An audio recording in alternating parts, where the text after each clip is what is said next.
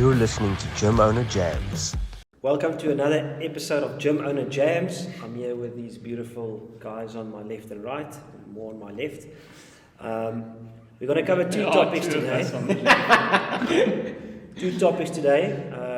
First one is this perception that if you lift weights you get bigger or bulky for the girls, but also for the young guys that think by just lifting weights you're just going to get big. Second topic, training with an injury and how to scale accordingly, which I'm quite interested about.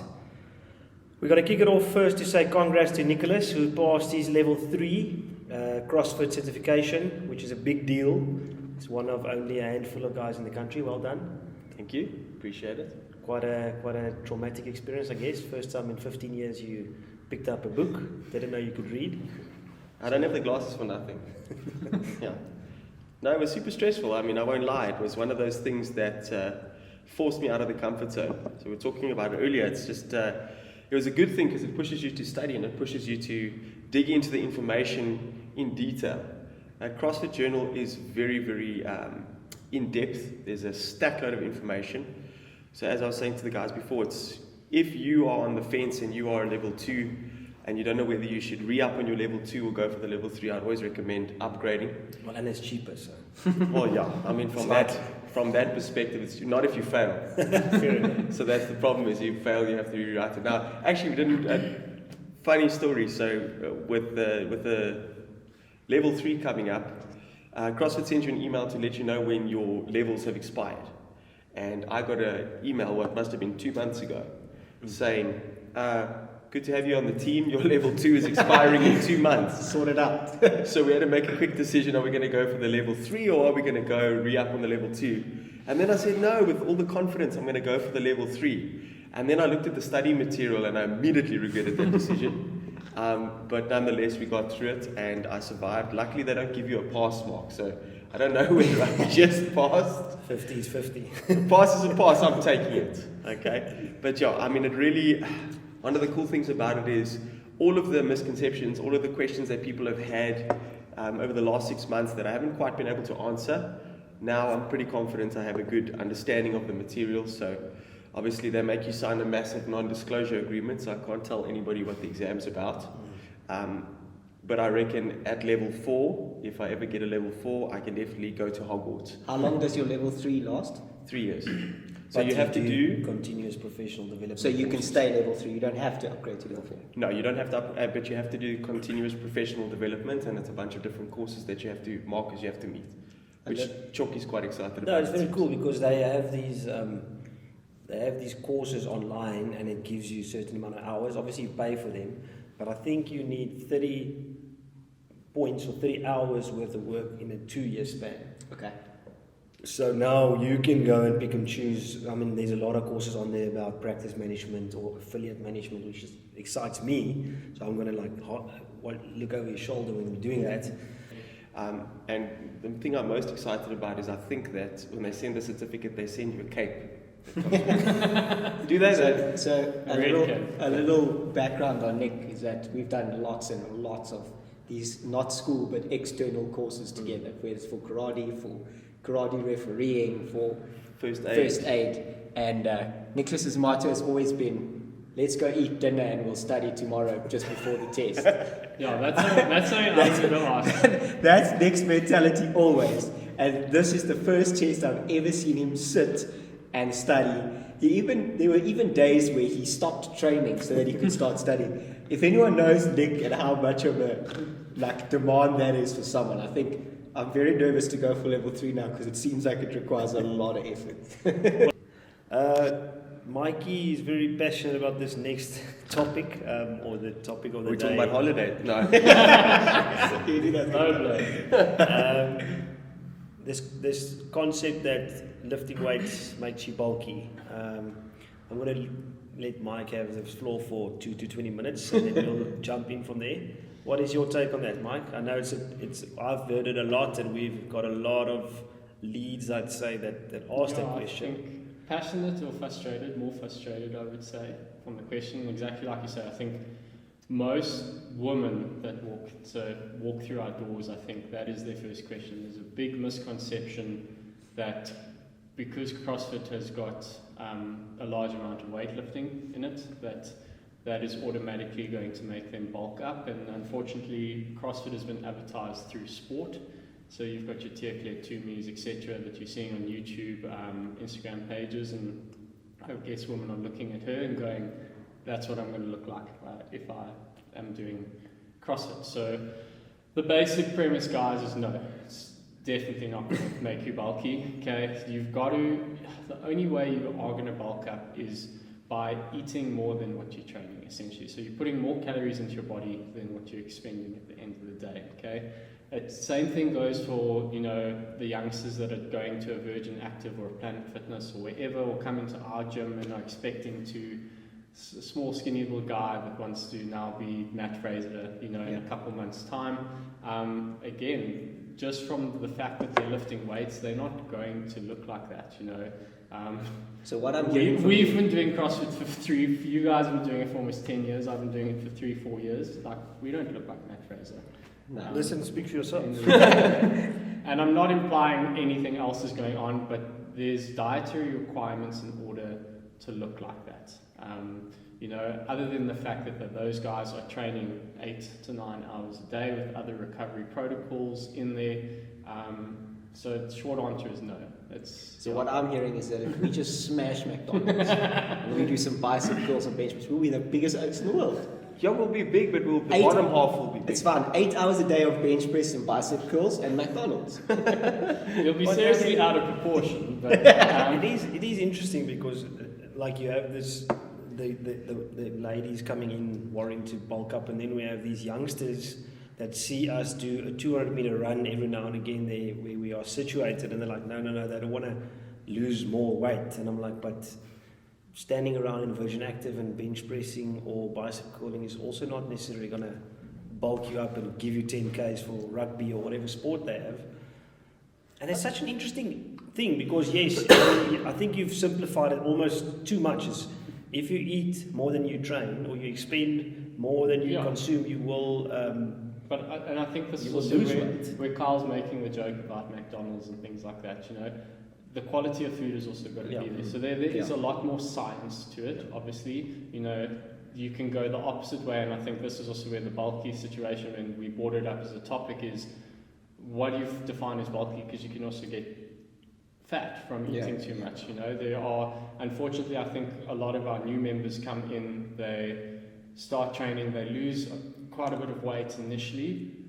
They haven't changed how they eat, so they're expending more energy now, but they're still eating the same amount. So they lose that initial weight, but then the body starts to plateau because now you're kind of on a level pegging, and then your body gets used to that training to some degree, and then you start to see either you're not losing any more weight or you're starting to gain weight again. And that's because you've forgotten about that aspect of your training. That aspect is just as important as coming to us every hour, every day for an hour in training.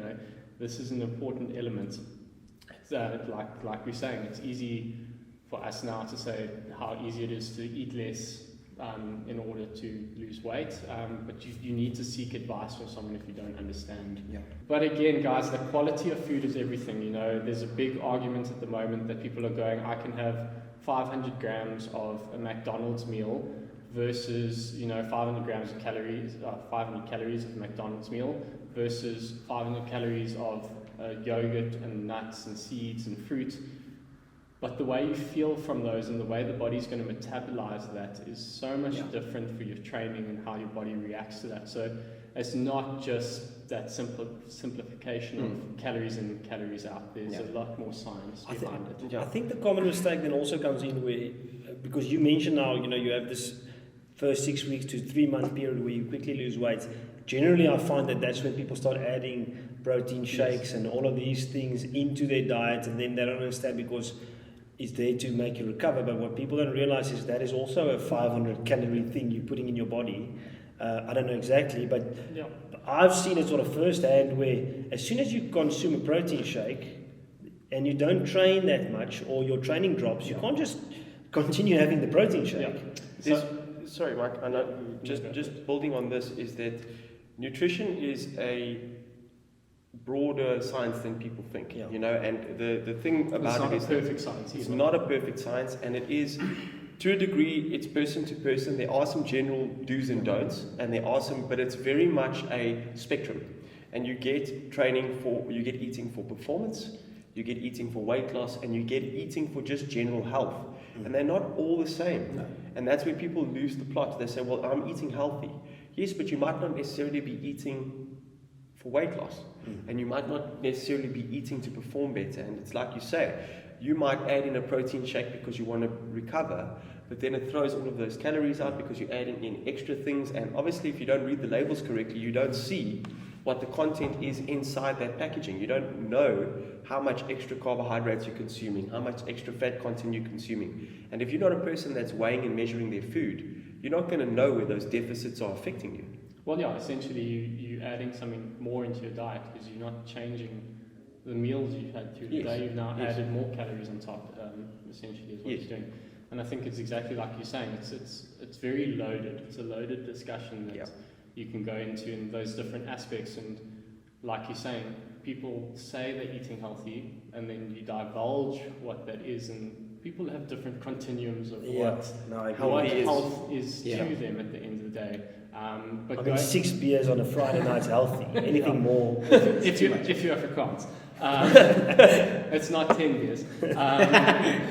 But going back to the protein shakes and the supplements, I think these have all been marketed as easy choices for people, and I think that's, those guys have done an amazing job of marketing themselves as an industry and getting people to use it and using athletes. But like Nick has said again, everything else is dialed in. These are just additions to what they're doing. These are just things that are helping the process, but everything else is dialed in. So someone that's eating a McDonald's burger in the evening, for example, but having those 2 protein shakes, those protein shakes are doing nothing for them because they haven't corrected the meal part, the nutrition part of that aspect. There's a really good, it popped up on YouTube Reels the other day, there's a really good interview with Matt Fraser a couple of years ago where he talks about one of his friends that he helped lose weight and everything. And he was saying, like, what people do is exactly that, is they jump into training and everything changes. They start training, they try and change the way they're eating, they're adding protein shakes, they're doing this. It's just not sustainable, So for any of that stuff to make any difference in your body, you got to simplify the process. Like he says, train 3 times a week and see if you can maintain that. If you can maintain 3 times a week, then look at changing your nutrition, changing your diet.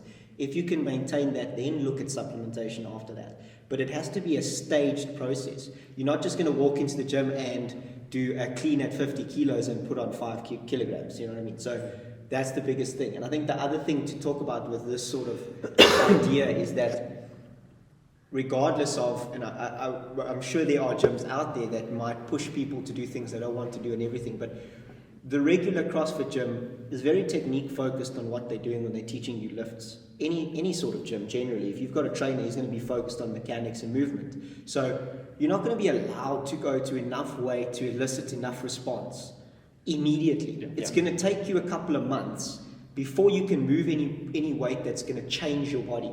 The point is, it's not going to happen by accident. And I think this is really where people misunderstand, is that, there's a couple of facets involved in this where you've got to take into account certain elements. If you are 35 and you eat a certain way, you're going to have a certain response. If you are 25, you're going to have a certain response. And it's your environmental conditions or your environment has a lot to do with how you respond to food, how your body is going to react to your training. And then you've got to look at this as a process of elimination. If you want to get healthy and you know that your stomach is upset every time you eat bread, well, guess what? You can't tolerate bread, so you maybe shouldn't eat bread. Last thing on that topic, 2 things on the topic. These generic plans, these things, I think a good example is, again, we go back to Matt Fraser. He was eating 10,000 calories a day while he was competing. And he says, and it goes back to that spectrum, it wasn't a health thing. It was, I need to compete, I need to get there. He was eating Snickers bars, he was eating anything he could to get calories into his body. So you also can't look at an elite athlete posting on Instagram that they're eating this, and this, because they're trying to get so many calories into their diet that it might not be the best choice for you, regardless if that food agrees with you or not. Sometimes those are just calorie-packed foods for the sake of calories. But in that respect, he also understands in the moment for his workouts, he needs a particular energy system, 100%. and those kind of carbs will create The fast breakdown for the energy that he needs to burn. But if you're using it in your everyday life, you know what I mean, you've got to look at it a little bit differently. Your body is not processing the same way. You know what I mean? And you've got to look at it from that perspective. Are you doing it for health? Are you doing it for personal, political reasons? Are you doing it for sport? What is your goal at the end of the day? Yeah. And then the last thing in terms of that, and I think it also will, especially for a lot of our ladies, will sum it up. I think it's James, what's his name? James Smith, that PT guy that does videos. He does a perfect analogy. He calls it the swimmer's physique analogy. So he goes, a lot of people start swimming because they want to look like an Olympic swimmer. And then 5 months down the line, they've been swimming every day, they've been doing a swimming program, and they don't look like a swimmer. And then they're disappointed they stop swimming. And he basically sums it up and says, Olympic swimmers are swimmers because genetically they're taller, they're shaped like a swimmer, so that they have those enhancements. It's very similar with the CrossFitter. If you look at a lot of the elite athletes, CrossFit athletes, they are built a similar way. You know, you'll have your outlier like a Brent Fikowski, etc.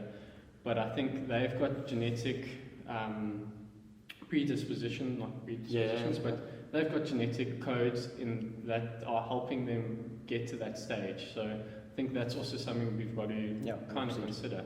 I mean, look at it like this. If you want to take elite athletes as your spectrum, and we've got 2 games athletes, you can look at Danny Spiegel as your one extreme, and then you can look at Turi Helgadottir as another extreme. Yeah. They're both competing at an elite level, but 2 different genetic makeups, probably doing similar style training, probably loading their bodies with calories when they needed to, but there are 2 separate outcomes there. And probably a good 5 to 10 kilo difference from body weight. Easily. And if you look at that, that should just give you that peace of mind that it's not a one size fits all when it comes to a lady.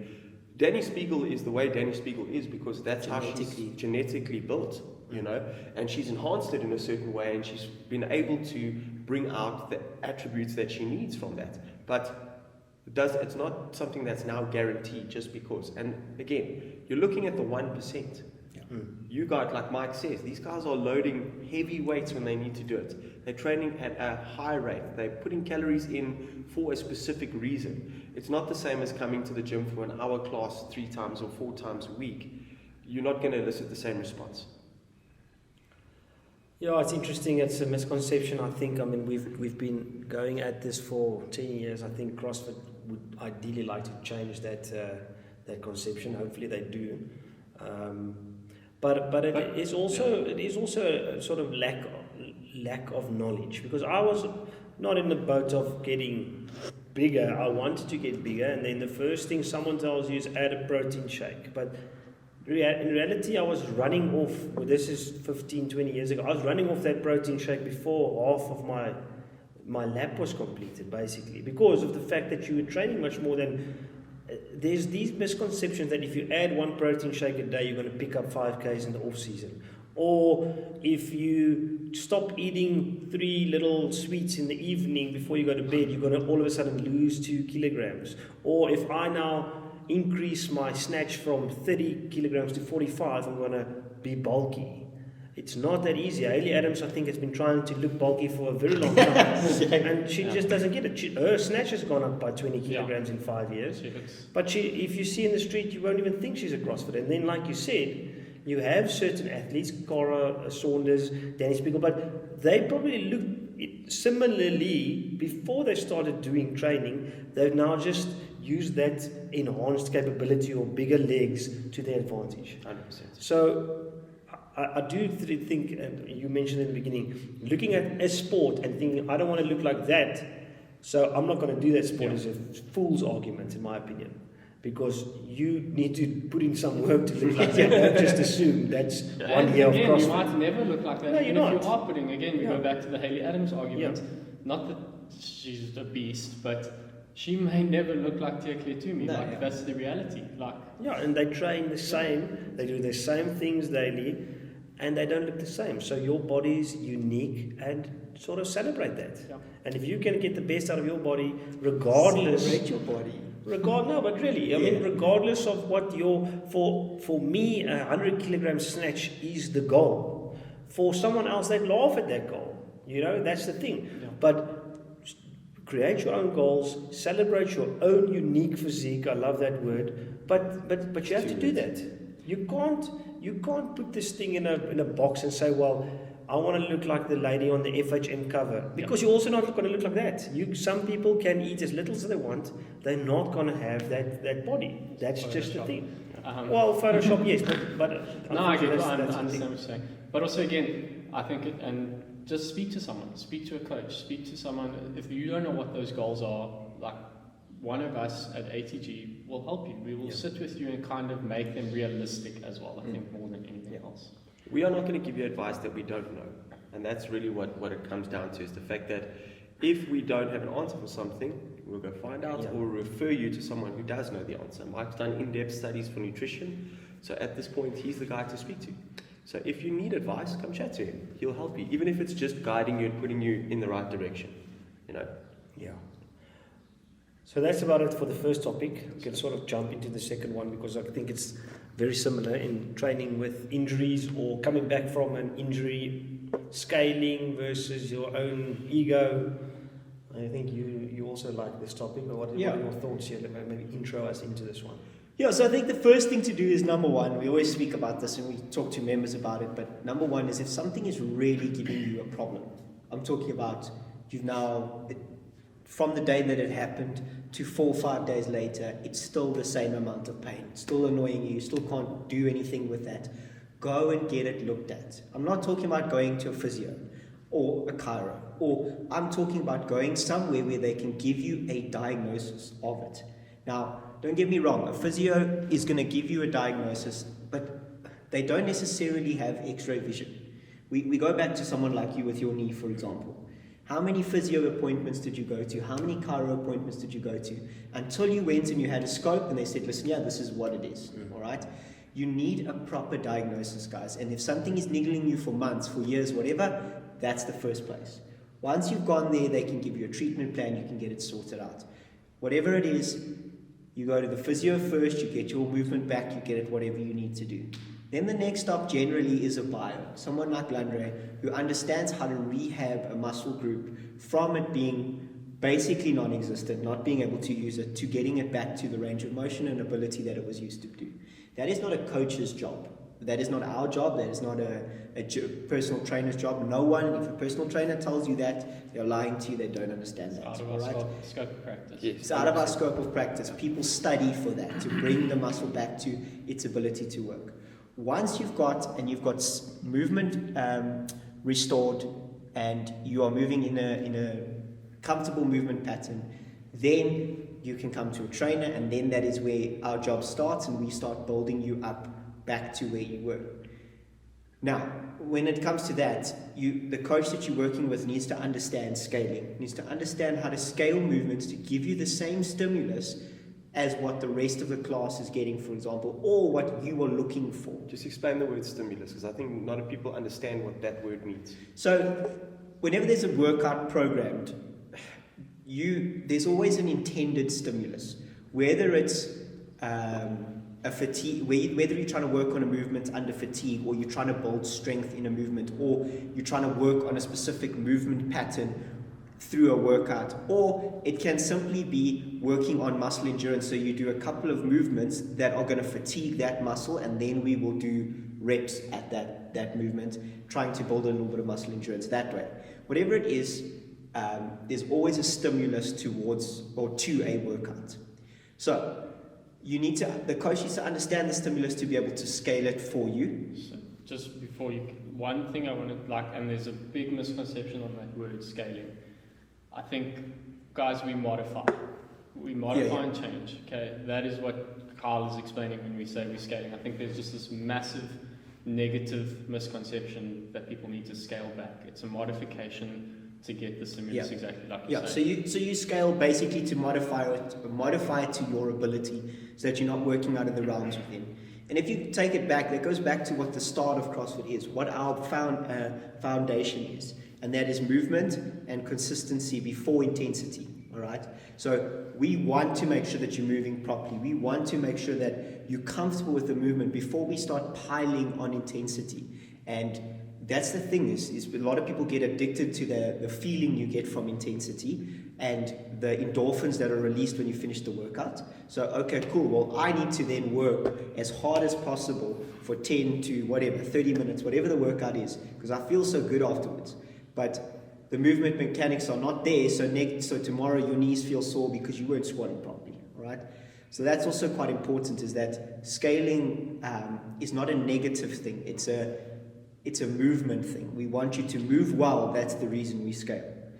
And then training through an injury, you basically need to build it up. It's a process. You're not gonna snatch 60 kilos and go have some sort of surgery and then come back and be able to snatch 60 kilos again. It's going to take you months, okay? Yes. And this is where the ego goes out of it, is where you need to be able to say, okay, I'm happy to work with the bar for 2 weeks, 3 weeks, 4 weeks, until my movement comes back, until I'm comfortable in those positions again, until I'm moving without any pain. Okay, cool. Well, then we do this. Then we move on to the next thing.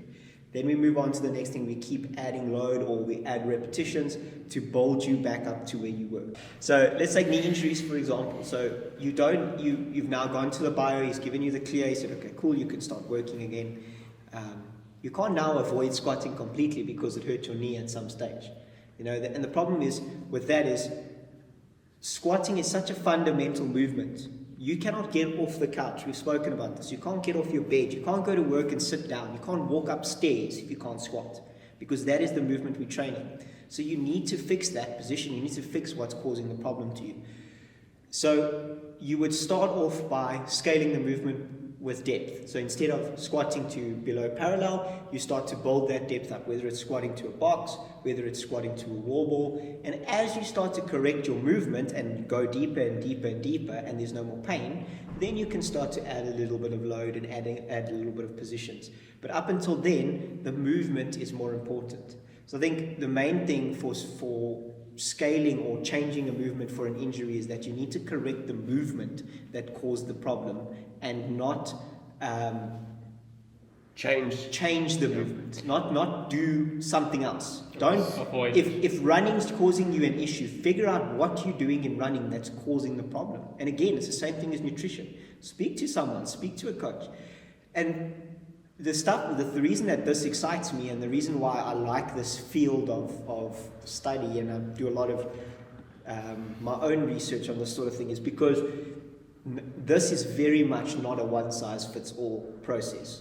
Why your elbow is sore when you're snatching and why his elbow is sore while you're snatching is not the same reason. I can almost guarantee you. My biceps are bigger. It's because your biceps are bigger. So you need to make sure that, and it's a process of elimination. You need to work with a coach who understands, okay, cool, well, this is what we're doing. Okay, your knees are sore when you're doing this. Okay, let's try this. If that works, cool. Then we're in a good movement pattern, we're moving on. If it doesn't, try something else, fix something else.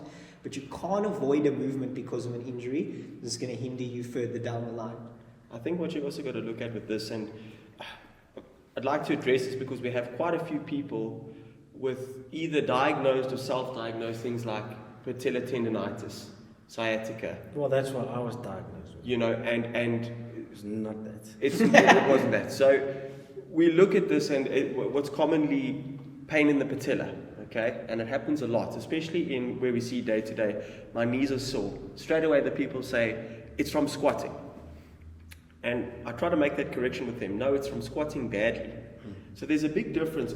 Any movement in CrossFit can hurt you if it's done poorly, over and over and over and over and over again. Layer that with something else. Any movement in running, any movement in picking up something, yes. Any movement in life done badly is going to hurt you. Correct. And this is the thing, is it goes back to what you said previously, and we need to keep that in mind, is that if the squat is hurting you, you need to go back into squat therapy, and you need to try and fix your squat position. Instead of going to spend money on knee sleeves, rather spend the time on getting your squat right, taking the weight off, changing the positioning of your squat, and fixing what specifically your movement mechanic problems rather than saying, okay, well, I'm going to avoid squatting now. Now I'm lunging instead of squatting.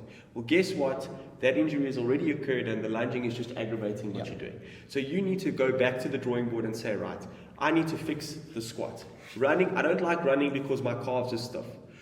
Well, you're running incorrectly. Go do some research on some running technique. Or speak to a coach.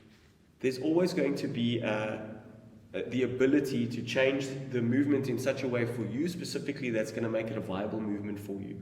And like we said, people with different dimensions, different length legs, different length torsos, your mechanics are going to be a little bit different to somebody that stands next to you. So your squat is not going to be identical to that person next to you. You're going to have to make certain adjustments to accommodate your body, and that's really what it comes down to. And when you're talking about rehabilitation, the whole goal is to get you back to full range of motion movement. That's what we want. We don't want to check things off the list and say, now we no longer do this. We want to get you back to squatting. And we want to get you back to whatever the movement was that initially may have hurt you, because those are sound fundamentals that we need in everyday life. And this is what we've got to realize is the difference between doing CrossFit and just going to the Virgin Active Pumping Iron, is that you're really looking for this all-around functional movement and functional strength. And that's not going to come from avoiding movement. No. I mean, I can just want to speak firsthand. I've narrowed it down to 3 words: ignorance, arrogance, and ego. And firstly, ignorance, it's a case of thinking I'm still 18 years old and I could just push through injuries, and not realizing that you need to do a bit more of the stuff on the side. Mobility and these things are crucial. Arrogance, taking cataflam for a week because you want to train and there's something coming up and you just feel untouchable. And ego, I mean, it is a case of, I don't want to sit out a Super Saturday workout, so instead of resting, you will do it. Or rather than on a Friday doing some squat protocols or even knee rehab, I would still do a workout that's hampering it. And it's sad that it took me, 4 years to realize that, well, now, if I would have just followed these recommendations you just made of seeing a specialist 4 years ago, the cartilage damage wouldn't nearly be as bad as it is now. That cartilage damage didn't happen because of CrossFit, but it certainly piled on, and me going to a physio and a chiro and these things did not help. No. It did nothing to the cartilage. You know, that is exactly it. So I can honestly say, follow this, don't avoid it, because you're just prolonging the inevitable, but try and fix it as early as possible. Just one last thing on this before we end this is, my biggest bugbear is when someone tells me, I can't run, but I can skip. Or I can't deadlift, but I can clean. You're still doing the same movements, and that is the thing, right, guys?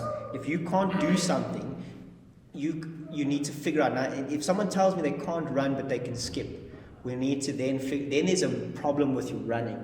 That's not an injury. You're doing something when you're running that's hurting you while you're running. Or you just don't like running. Or you just don't like running. But if you can't deadlift, but you can clean, then there's a problem with your deadlift technique. It's not the deadlift that's hurting you. And I think this is the big thing. If someone can lunge, if someone can lunge, but someone can't squat, your knee is still bending to that 90-degree angle. You're still getting that flexion of the ankle. You're still getting a similar idea. So then they're doing something in their squat that's causing that injury, or that niggle. So that is, for me, the biggest thing is if you can adapt the movement to something that's in the same movement-ish pattern, then there's a problem with your movement and we need to fix the movement. But, that's the thing is, don't get it wrong. Doctors and bios and physios and stuff like that, they tell you to stop doing stuff because they're working with worst case scenario. Correct. Right? They're not worried about you being able to do this sort of thing again and be able to move comfortably. They just don't want you to hurt yourself more. Yes. So they tell you stop doing it, because what's the way to stop someone doing something? Tell them they're never going to do it again. So in other words, don't stop training completely. Yes. I think that's also one of my pet peeves. And I get it, because a physio has told you not to, and that person is the highly qualified individual out of me and them in your eyes, and they studied for 5-6 years. But the biggest thing is you don't have to stop training, guys. Like, I think you've got an elbow injury, or like Chalks with his knee at the moment. Chalks is doing nothing on his knee. We've modified and changed everything that he can still come in every day and train with us. Well, I mean, you can speak about it, and you're basically doing the same workouts. We haven't really changed the workouts for you. No, but that's exactly it. I mean, the stimulus stayed the same. I'm still, after a 15-minute AMRAP, I'm still on the floor dying. But instead of doing a front squat, there was something else. Yeah. But my workout didn't change from high intensity 15-minute AMRAP to me moving bench pressing on the side for 15 minutes, building up in weight. Yeah. It's still, if there was a machine in there, I would ski with straight legs instead of running. The heart rate still goes up. If there's squat cleans, I would probably clean with light dumbbells, high repetitions. But throughout 15 minutes, my heart rate would be at average over 120, 130, 140. So, I mean, I think the concept that you just need to stay away is, again, it's foolish, because I don't understand why you would want to stay away, firstly. But secondly, you can go to the gym, you can get your hour in and your training in, and not use your knees at all. Believe it or not, I can tell you that's possible. Or if you don't have shoulders or you don't have a wrist, you can actually squat yourself half to death in an hour workout. Your heart rate's going to be the same by using your legs if you ensure you stay in that sort of space where you're doing repetitions with that. If it's a heavy workout, then same thing. And I think on the converse of that, and it's something that has started to pick up with a couple of our members, is they'll go see a physio, the physio will go, stop doing CrossFit, but come do Pilates. And they'll refer them straight to a Pilates instructor. I think you've also got, and I've got nothing against Pilates, I think if I had to jump into one of those classes, I'd probably die. But you've also got to be realistic. If a physio is telling you to stop one type of training, but immediately has a backup with a recommended, there's something in there for that physio. As straightforward as I'm going to be with it, they are referring you there for a reason, and probably because there's an incentive for them to send you to somewhere like that, guys. That's absolutely. I mean, you can't tell me that because I enjoy cycling, for example. Now I'm referring all. If you come in CrossFit, I don't know what it is, so I'm going to just move you into my line of activity. Or if I do yoga or Pilates, I'm going to move you into my line of activity. That's rubbish. That shouldn't. Again, those people are not there to tell you what to rather do, but they will do it. Yeah. But I think just sort of take it with a grain of salt. I mean, a lot of people have been told to stop CrossFit, which is frustrating because I don't think it's CrossFit's fault. And I also think there's a complete misconception of what happens in the gym. Yeah. You see the sport and you see what these people are lifting. I can promise you no one in the gym lifts what those people were lifting at the CrossFit Games. So, or doing what they are doing. It's very modified from that. But I think we'll leave it there. I think it's a topic we can go on for a while. Are you ready for a dad joke for us? I'm always ready for a dad joke. So we're going to end it off with the next dad joke. Like this episode, subscribe to our YouTube channel. Thanks for the support, guys. Nick, take it away. I'm not a fan of elevator music. It's bad on so many levels. That was terrible.